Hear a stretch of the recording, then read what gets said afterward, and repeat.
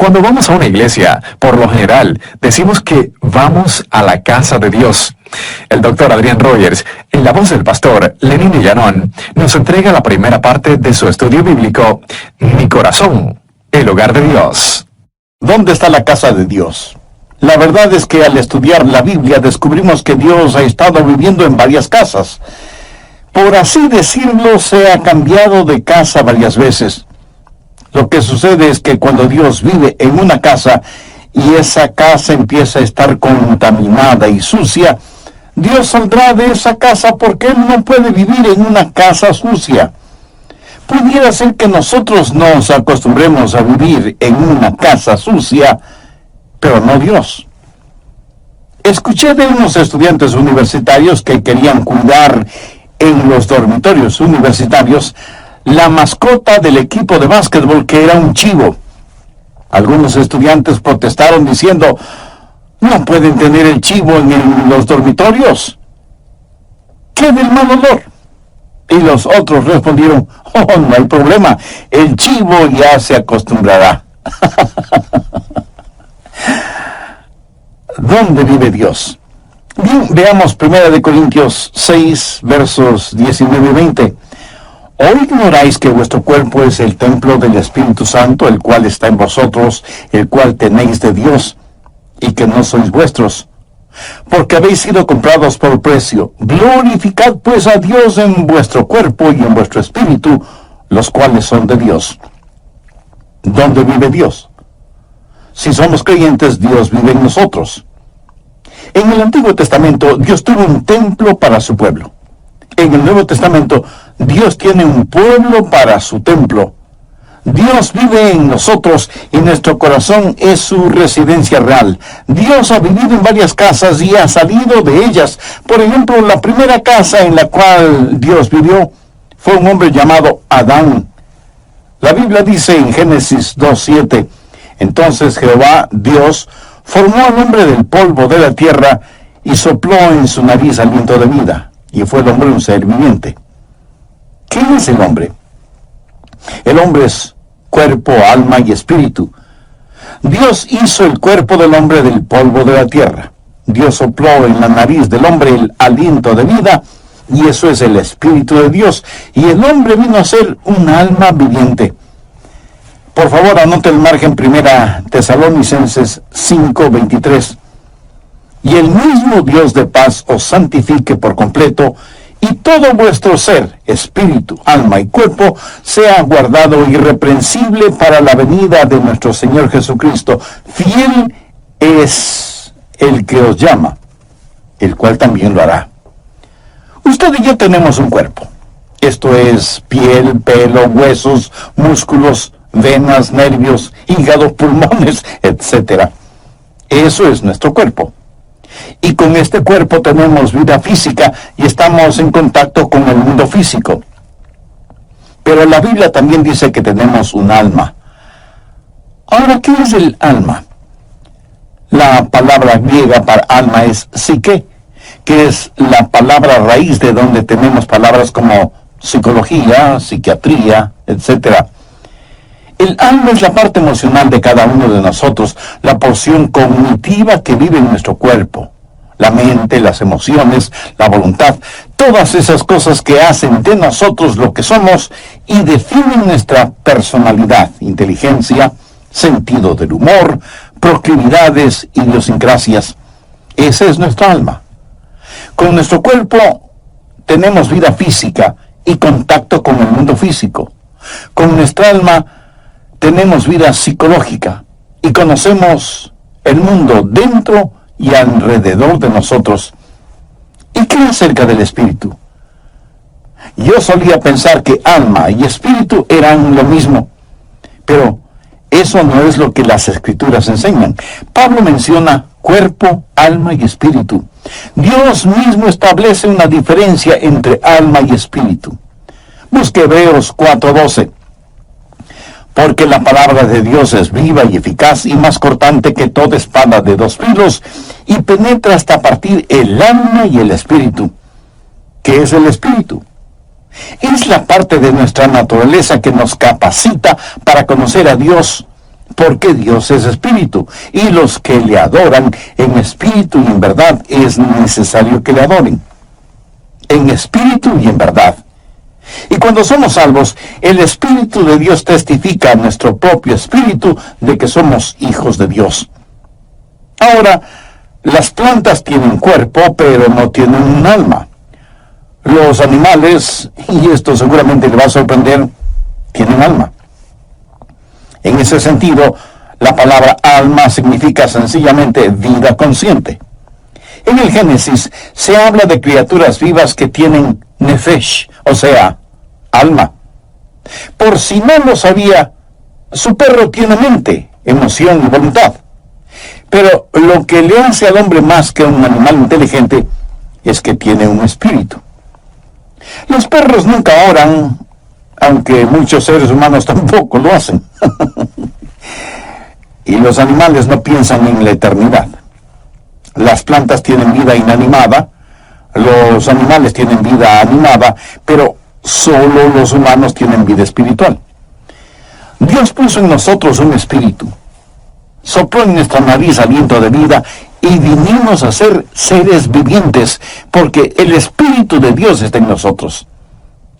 Es el Espíritu el órgano de nuestro conocimiento espiritual, y Dios creó al hombre para vivir en él, y Adán fue una casa de 3 cuartos, por así decirlo. Siendo que Dios es un Dios trino, tiene preferencia por el número 3, Padre, Hijo y Espíritu Santo. Y todo lo que Dios creó refleja esa verdad. ¿Qué es el espacio? Altura, anchura y profundidad. La altura no es la anchura y la anchura no es la profundidad. Cada una es diferente, pero son lo mismo. Son distintivas, pero inseparables, como el Padre, el Hijo y el Espíritu Santo. Pero no solo el espacio, sino también el tiempo. ¿Qué es el tiempo? Pasado, presente y futuro. El pasado no es el presente no es el futuro y el futuro no es el pasado. Cada uno es distintivo, pero son inseparables. Y cuando Dios creó al hombre, lo hizo cuerpo, alma y espíritu. Y todo vuestro ser, espíritu, alma y cuerpo, sea guardado irreprensible para la venida de nuestro Señor Jesucristo. Fiel es el que os llama, el cual también lo hará. Cuando Adán salió de la línea de ensamblaje celestial, iba a ser una residencia real. Dios iba a vivir en el espíritu de Adán. Y cuando la Biblia dice que Dios caminaba con Adán, ¿cree usted que Dios físicamente tomaba a Adán por el brazo para pasear por el jardín del Edén? Puede ser que sí, puede ser que no. Dios tiene poder para hacer lo que quiera hacer. Yo creo que Dios no estaba en el exterior, sino en el interior de Adán. Adán fue la casa primaria de Dios. Ahora quiero que anote las siguientes palabras, porque este estudio bíblico se desarrolla alrededor de esas palabras: diseño, deshonra, desolación y destrucción. En primer lugar, Dios creó a Adán, y Adán fue una casa de 3 cuartos. El cuarto más interior, el espíritu, es donde Dios moraba con Adán. Dios diseñó esta casa de 3 cuartos como su casa primaria. Pero no solo fue una casa diseñada, sino que en segundo lugar se volvió una casa deshonrada cuando Adán pecó contra Dios. En Génesis 3:6 leemos: y vio la mujer que el árbol era bueno para comer y que era agradable a los ojos, y árbol codiciable para alcanzar la sabiduría. Y tomó de su fruto y comió, y dio también a su marido, el cual comió así como ella. Eso sencillamente quiere decir que pecaron, transgredieron la ley de Dios, porque cualquier pecado es transgresión de la ley divina. Desobedecieron a Dios. Y esta hermosa casa que Dios hizo fue contaminada, deshonrada, ensuciada y quedó desolada porque Dios salió de esa casa. Génesis 3:19 dice: con el sudor de tu rostro comerás el pan hasta que vuelvas a la tierra, porque de ella fuiste tomado, pues polvo eres, y al polvo volverás. Cuando Adán pecó, Dios salió de la casa, Y ahora Adán espiritualmente está sin Dios, pero su alma y su cuerpo están vivos. Adán es ahora una casa desolada, sin Dios. Y en vez de centrarse en Dios, se centra en sí mismo. Y en vez de que el espíritu tenga dominio sobre el alma tiene dominio sobre la mente, las emociones y la voluntad. Así que la casa diseñada fue deshonrada y quedó desolada. Y será finalmente destruida, pues polvo eres, y al polvo volverás. ¿Cómo murió Adán? Dios había advertido a Adán y a Eva que si comían del árbol prohibido, morirían. Cuando usted lee la Biblia, descubre que Adán vivió 900 años y tuvo hijos. Pero Dios no había dicho que morirían si comían del fruto prohibido. Entonces, ¿murió o no murió? Déjeme decirle cómo murió Adán. Murió inmediatamente en su espíritu, murió progresivamente en su alma y murió definitivamente en su cuerpo. Esto es muy importante y quiero que se lo grabe muy bien en su memoria. Ahora, ¿qué significa el estar perdido? ¿Están perdidos solo los ladrones, los violadores, los asesinos, los drogadictos, los depravados sexuales? No. Estar perdido es estar sin Dios. ¿Cuánto se necesita pecar para estar sin Dios? La mitad de un pecado, ni siquiera un pecado entero. Dios jamás vivirá en una casa sucia. Dios ya no permaneció en Adán, que fue su residencia real y primaria. El instante que Adán pecó, inmediatamente murió en su espíritu. Leemos en 1 de Juan 5:12, el que tiene al Hijo tiene la vida, el que no tiene al Hijo de Dios no tiene la vida. Muchos de quienes me escuchan este mismo momento, aunque sientan latir su corazón y sepan que sus mentes están lúcidas, si no tienen a Cristo, están muertos. Y hay millones de muertos vivientes en el mundo. Y usted, aunque no se haya dado cuenta, probablemente está rodeado de gente que vive, pero en realidad está muerta. O a lo mejor usted mismo es una de esas personas. Adán murió inmediatamente en su espíritu y progresivamente en su alma. Ahora, ¿qué es el alma? La mente, la emoción y la voluntad. Su mente, que debía estar centrada en Dios, se volvió un jardín de malezas. Temores y neurosis y desengaños y dolores llenaron su corazón, su mente, su alma. Murió progresivamente en su alma. Y finalmente su cuerpo murió. Pero la semilla de la muerte ya estuvo en él el momento que pecó. Muchos durante la época de Navidad compramos lo que llamamos un árbol natural o vivo. Mi amigo, ese árbol ya nada tiene de vivo o de natural, porque murió el momento que lo cortaron. Y si está muerto ya no es natural, porque carece de vida. Puede parecer que tiene vida, pero solo espere unos días y ese árbol da evidencias no de tener vida, sino de estar absorbido por la muerte. Hay personas que van a las iglesias bien decoraditas, lucen atractivas y frescas, pero están separadas de la vida de Dios. Solo hay que darles tiempo y su separación de Dios, su muerte espiritual, se hará evidente. Sin Dios morimos inmediatamente en nuestro espíritu, morimos progresivamente en nuestra alma y final y definitivamente morimos en nuestro cuerpo. Nuestro cuerpo lenta pero inexorablemente está descendiendo hacia la tumba. Una casa diseñada, deshonrada y desolada. Dios salió de esa casa destruida y que fue la casa primaria de Dios y se llamó Adán. La segunda casa en la cual Dios habitó fue un templo.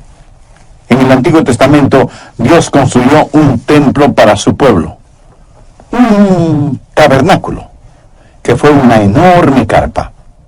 Más tarde se edificaría una estructura sólida, pero la idea y principio es el mismo.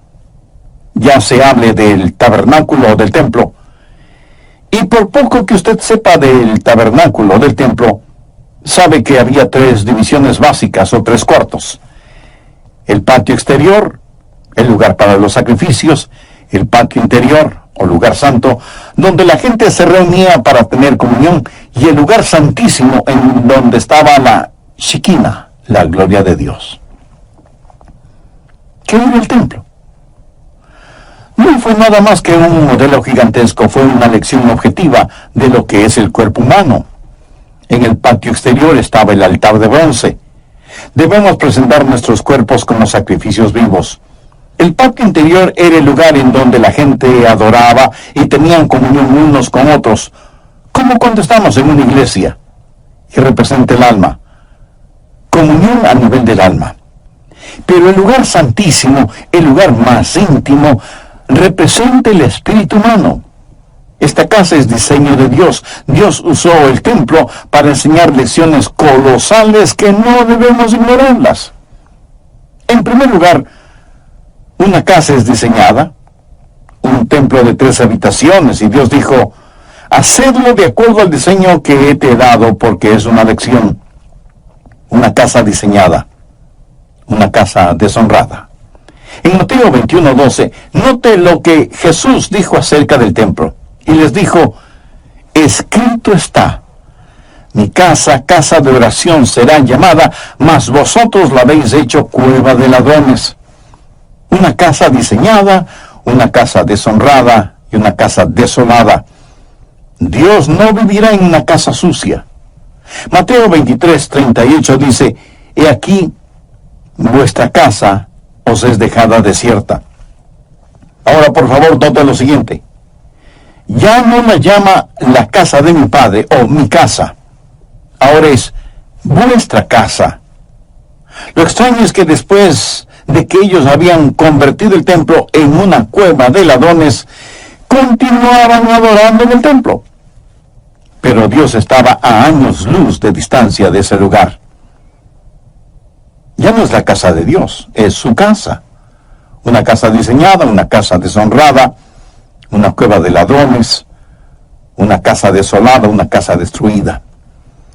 Busque Mateo 24, versos 1 y 2. Cuando Jesús salió del templo y se iba, se acercaron sus discípulos para mostrarle los edificios del templo. Respondiendo él les dijo, ¿veis todo esto?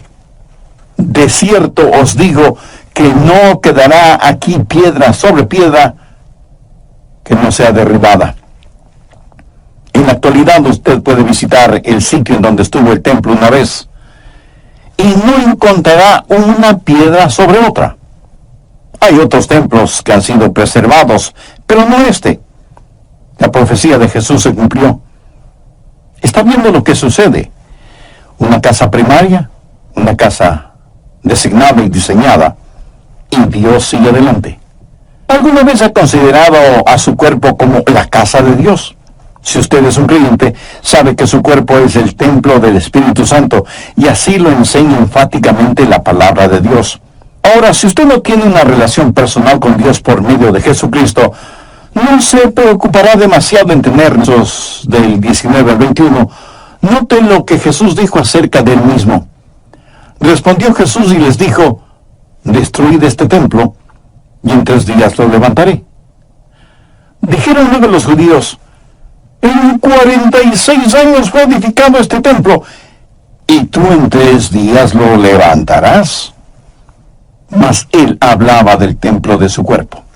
Jesús supo que su cuerpo era el templo de Dios, y era un templo perfecto. Primero, una casa designada. Jesús dijo, has preparado un cuerpo para mí, una casa diseñada. Él fue el segundo Adán, cuerpo, alma y espíritu. Fue totalmente perfecto. Una casa designada. Él pudo señalar a quien quiere y decir, ¿quién de ustedes me acusa de pecado? Por eso nació de una virgen para ser perfecto. Él no es el hijo de Adán. En Adán todos mueren. Él vino como lo hizo, nació de una virgen para ser lo que fue, sin pecado. Él fue lo que fue, sin pecado, para hacer lo que hizo, morir por nuestros pecados.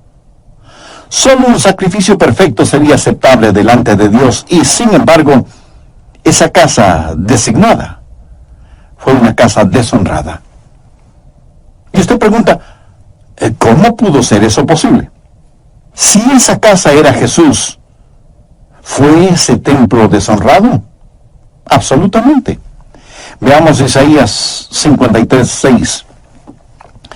Todos nosotros nos descarriamos como ovejas, cada cual se apartó por su camino, mas Jehová cargó en él, esto es, en Jesús, el pecado de todos nosotros. Y en 1 de Pedro 2:24 leemos, quien llevó él mismo nuestros pecados en su cuerpo sobre el madero, para que nosotros, estando muertos a los pecados, vivamos a la justicia, y por cuya herida fuisteis sanados. La Biblia también dice que al que no conoció pecado, o sea, Jesús, por nosotros lo hizo pecado. Dios tomó mi pecado, su pecado, nuestro pecado, toda la podredumbre, suciedad y maldad de este mundo, y lo puso sobre el Señor Jesucristo. Él nunca pecó, pero todos nuestros pecados fueron puestos sobre Él. Una casa designada, una casa deshonrada, una casa desolada. Veamos Mateo 27:46. Jesús está clavado en ese invento infernal llamado cruz, y agonizante y sangrante, y dice, Elí, Elí, lama sabactani. Esto es, Dios mío, ¿por qué me has desamparado? Bueno, le diré por qué lo hizo. Dios no puede vivir en una casa sucia. Cuando Jesús estuvo dispuesto a ser nuestro sustituto y cargar con nuestros pecados, todos nuestros pecados, entonces esa casa perfecta fue deshonrada. Y Dios el Padre le dio la espalda a su Hijo, porque Dios, que es de ojos puros, no puede contemplar la iniquidad.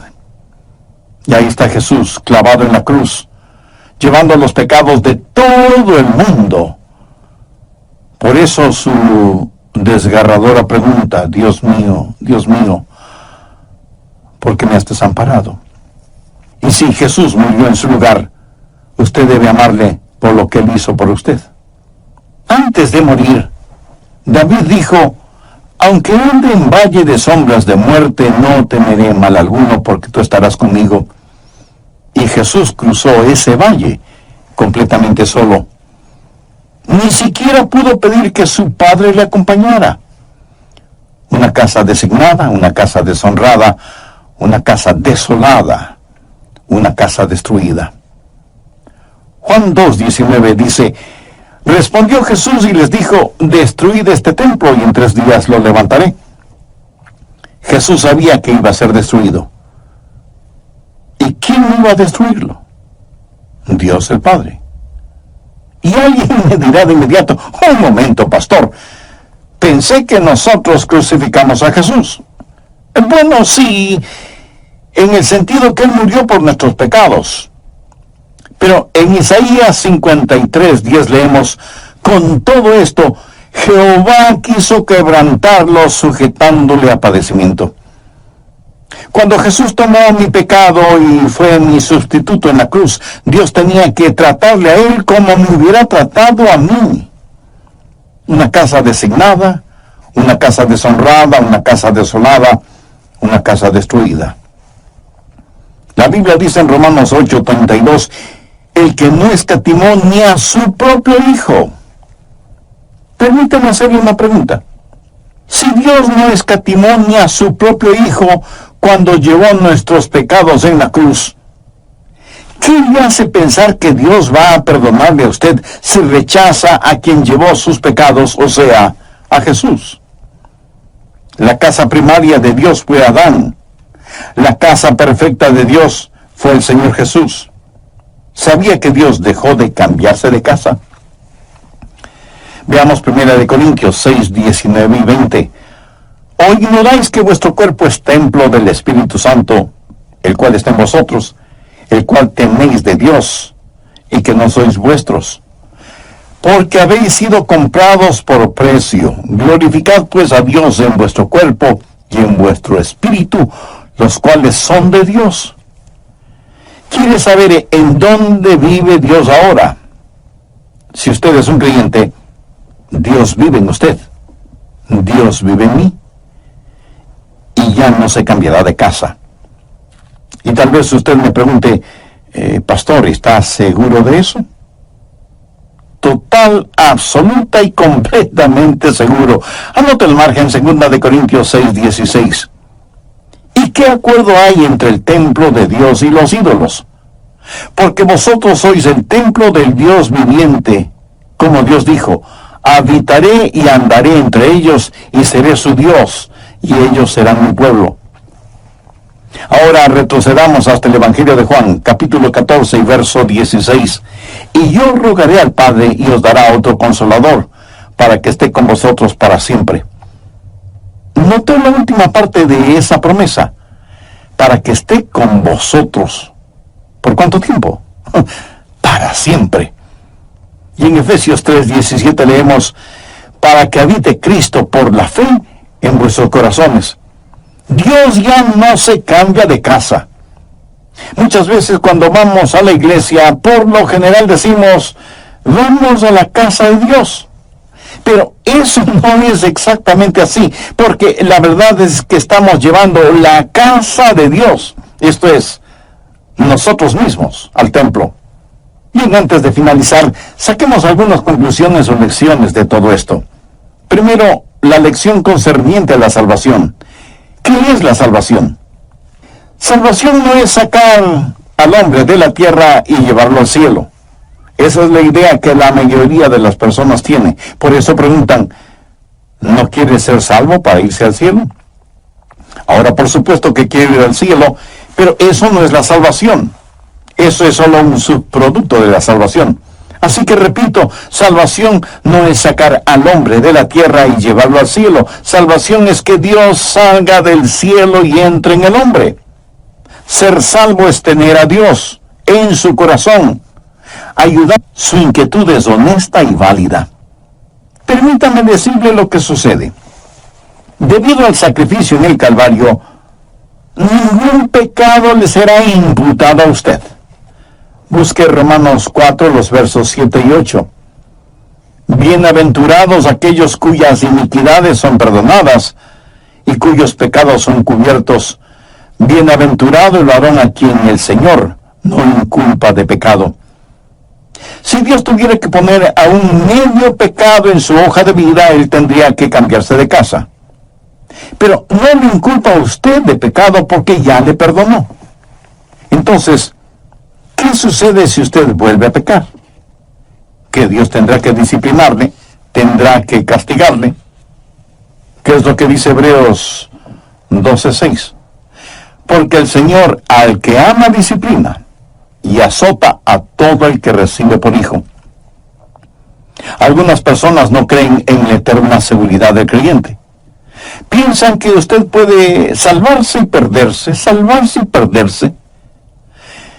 Y si usted cree semejante cosa, se volverá en un neurótico espiritual. Algunos dicen, oh, yo creo en la seguridad y creeré absolutamente en ella cuando llegue al cielo. Otros piensan, cuando súbitamente dé el gran salto hacia el cielo, cerraré las puertas celestiales detrás de mí y diré, vaya, ahora estoy a salvo. Bien, pero espere un minuto. ¿Qué le hace pensar que estará seguro allá arriba si es que no está seguro aquí abajo? Recuerde que ángeles cayeron del cielo. Escúcheme muy atentamente. Seguridad no es un lugar. Seguridad es una persona. Y su nombre es Jesucristo. Tercero, la lección concerniente a la santificación. Ya he dicho que Adán murió inmediatamente en su espíritu, murió progresivamente en su alma y murió definitivamente en su cuerpo. Ahora, cuando usted se salva, Dios pone todo esto al revés, porque cuando se salva usted es justificado inmediatamente en su espíritu. La Biblia habla del espíritu del hombre justo, hecho perfecto. Usted es justificado inmediatamente. El momento en que usted le dice sí a Jesucristo, ese mismo instante es justificado en su espíritu, y cada pecado, cada mancha, cada arruga es enterrado en la tumba del olvido de Dios. Y no solo que es justificado inmediatamente en su espíritu, sino que es santificado progresivamente en su alma. Adán murió progresivamente en su alma, pero usted es santificado progresivamente en su alma. Dios trabaja en usted diariamente para que sea más y más a la semejanza del Señor Jesucristo, porque nosotros no estamos totalmente santificados todavía. Filipenses 1:6 dice: al que comenzó en vosotros la buena obra, la perfeccionará hasta el día de Jesucristo. Justificados inmediatamente en el Espíritu, santificados progresivamente en el alma, y por último, nadie puede responder. Porque hay cosas que sabemos y cosas que no sabemos. Cosas sobre las cuales podemos ser muy dogmáticos, y cosas sobre las cuales no debemos ser dogmáticos.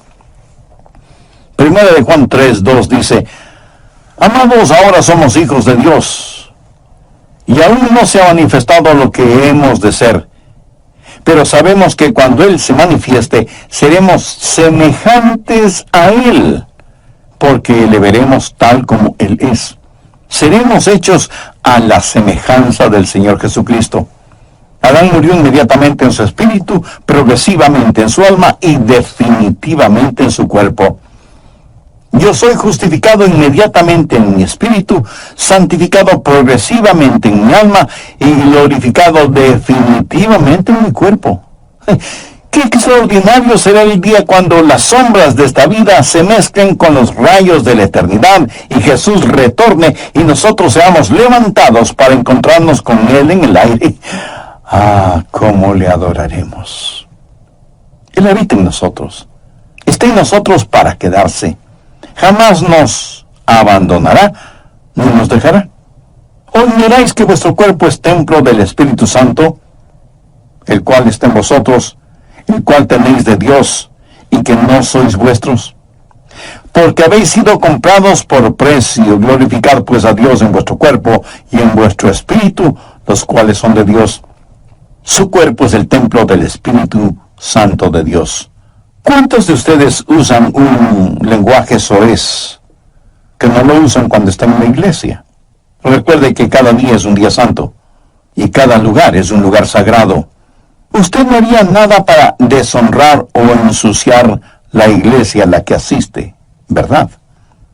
Entonces, ¿por qué deshonrar o ensuciar su cuerpo, que es el templo del Espíritu Santo de Dios? Si usted es un creyente, Dios vive en usted.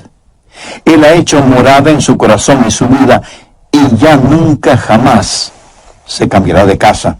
Si usted aún no es salvo, pero quiere serlo, le prometo con la autoridad de la palabra de Dios que Jesús le salvará, como salvó a aquella mujer cuya carta leí.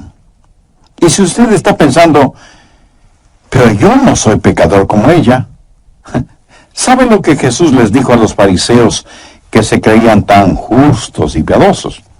De cierto os digo que los publicanos y las rameras van delante de vosotros al reino de Dios. No hay ninguna persona tan mala que no pueda ser salvada, y no hay ninguna persona tan buena que no necesite salvación. Y si usted quiere ser salvo ahora mismo, le invito a orar conmigo esta oración. Querido Dios, soy un pecador y estoy perdido. Necesito ser salvo y quiero ser salvo. Señor Jesús, tú moriste en la cruz del Calvario para salvarme, y prometiste que me salvarías